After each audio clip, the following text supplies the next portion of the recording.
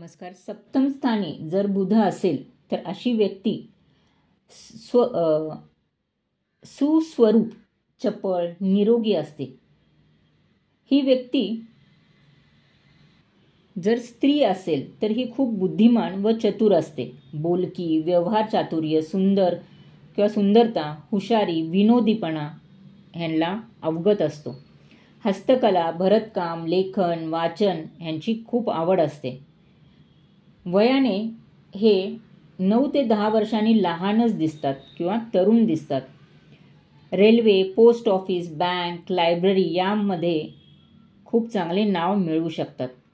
Secretary, steno, typist, कारकून म्हणून सुद्धा हे खूप चांगले काम करू शकतात. ह्यांना खूप नीटनेटकेपणा, विनोदी बुद्धी असलेले, चातुर्य, व्यावहारिकपणा असलेले मित्र मिळतात किंवा हे स्वतःही त्याप्रमाणे वागतात. हा बुद्ध व्यक्तीला बुद्धिमान बनवतोच आणि भागीदारीमध्ये सुद्धा त्यांच्या बुद्धिमत्तेमुळे खूप चांगले यश मिळू शकते. या व्यक्तीच्या स्त्रिया खूप चांगल्या सल्लागार असतात. आपली प्रकृती खूप चांगले हे जतन करतात. हा बुद्ध व्यापाराला व स्वतंत्र धंद्याला खूप चांगला आहे. यांना प्रवासामुळे खूप फायदे होतात.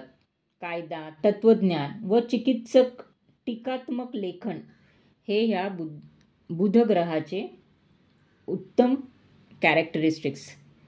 सप्तमात बुध असलेली लोक चरित्र लेखन करणारे विषय होतात. यांचे वक्तृत्व प्रभावशाली असते. यांचा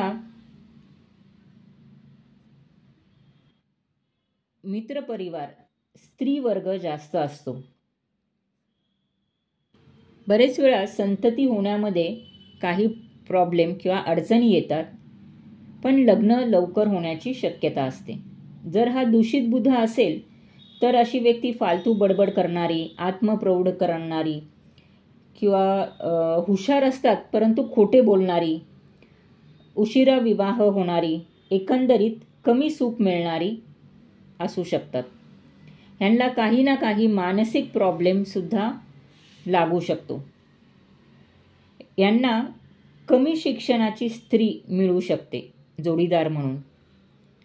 भागीदारीत फसवणूक, लेखनामुळे कटुता, प्रवासात डोकेदुखी अशी सुद्धा अशुभ बुध परिणाम देतो. तर असा शुभ बुद्ध जर असेल आणि जर ती स्त्री असेल तर ती अतिशय सुंदर, हुशार व सल्लागार असते. पण अशुभ बुध असेल तर त्यांना काहीतरी मानसिक प्रॉब्लेम किंवा खोटे बोलण्याची सवय, प्रवासात डोकेदुखी असे त्रास संभवते किंवा लेखनामधून काही कटुता.